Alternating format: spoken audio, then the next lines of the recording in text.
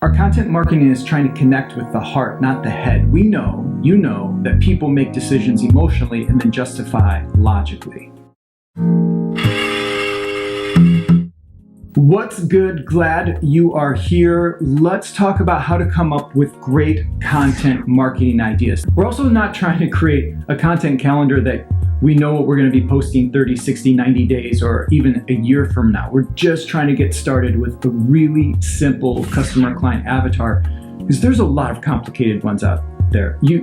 You don't want to take a day or a week off from your business just to figure out your avatar before you start creating content. We want to start creating it. So let's jump into this. Grab a piece of paper or open up a document on your computer. By the way, stick around until the end of the video and I'll give you the link to this document so that you'll have a copy of it and you can use it to create your own simple customer avatar. So at the very top of the document, the first thing we want to do is identify our target audience at a very broad spectrum. We're not trying to get niche here. You know who you're trying to communicate with. For me, on my channel, on my page, I'm trying to talk to those in the real estate industry, specifically real estate agents, but it could also be title reps, MLSs, mortgage lenders, real estate brokers that are looking to recruit, anyone that's connected to the real estate industry. So at the top of your document, your piece of paper, who is your target audience? If you're a real estate agent, maybe you're trying to connect with home buyers, home sellers, real estate investors. Who's your specific target audience? The next thing we're going to do is break our document, our paper, into 3 specific columns. At the top of these columns, identify what are going to be what we could call your pillar topics. So these are your main topics that you want to talk to your audience about. For me, I'm going to put in column 1, marketing, very general, very broad. Column number 2, we'll do productivity. That's a focus of mine. And in the third column, there's a few different things, but the constraints of having 3 things that you're focused on are important here. So I could be talking about systems. I could be talking about mindset. That would be a big one. What I like the idea of is talking about personal health, work-life balance. I think that's a really important topic that I don't see a lot of real estate agents getting information on. So I could put that as a topic. But for now, I'm going to only focus on these 2 columns, the marketing and the productivity. There's 2 really big benefits to getting focused with your content early on. Let's talk about the benefit to the platform and the algorithm first. When you're just starting out, and you create 20 different videos or 20 different articles. The first 2 could be about video marketing, the next 2 could be about email marketing, and then you could talk about postcard marketing in another one, and then you could talk about using newsletter marketing. You could see how that gets really spread out. And the platform and the algorithm isn't sure what your expertise is. So you want to get very specific here, especially early on. The second benefit is your audience, the organic reach of it. If I show up to watch your videos, in the first video you're talking about video marketing, in the second video you're talking about postcard marketing, I'm going to go, is this person really have any sort of expertise in these categories, or are they all over the place?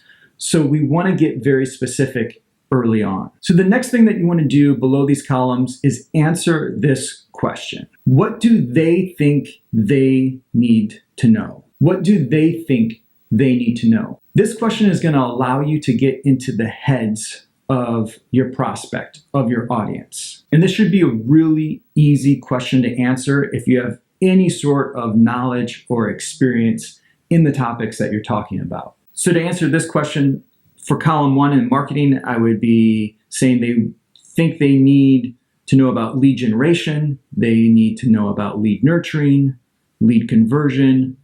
They want to know how to get referrals. They are interested in video marketing. They want to get more engagement on their social media posts. Maybe they want to know about live streams. For productivity, what do they think they need to know? They want to know about how do they schedule their day?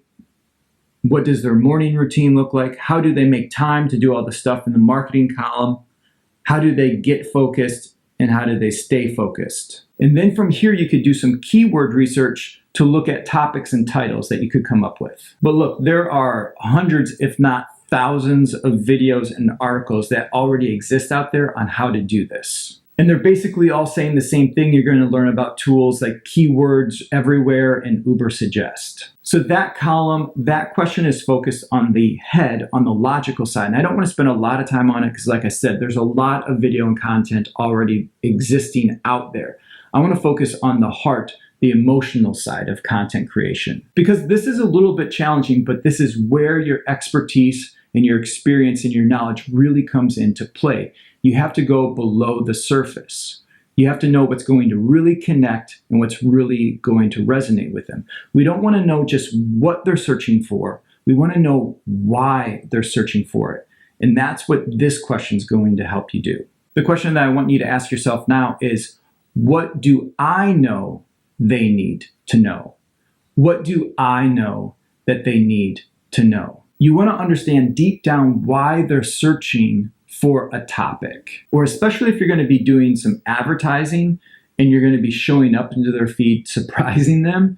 You want to make sure that your message actually is in sync, that it connects, that it resonates. We call this compatibility finder, to make sure that our message and who we are is compatible with who they are and what they're trying to do. So remember, the head search, the topics and titles and keywords, is about what they're looking to do. The heart search is about why they're doing it. What does it do for them? What problem does it solve for them? I'm going to get you the link to this document in just a minute, but I want to reinforce this idea that you don't need to focus on a content calendar. You don't have to have this entire plan laid out. I promise you that once you get started, things will get more into focus. You just need to take the first step, and then things will come more into view. By having one piece of content and putting it out there, something will get sparked in your idea for another piece of content, or you'll get feedback from your audience that will trigger an idea for another piece of content. The important thing here is to get started. So here's the link for the document that we made in this video. Head there and make a copy of it so you can start to make it your own. And if this video was of value to you, if you watched it all the way to this point, make sure that you click the like, you subscribe. I'd love to hear a comment from you down below. What was your biggest takeaway from this video?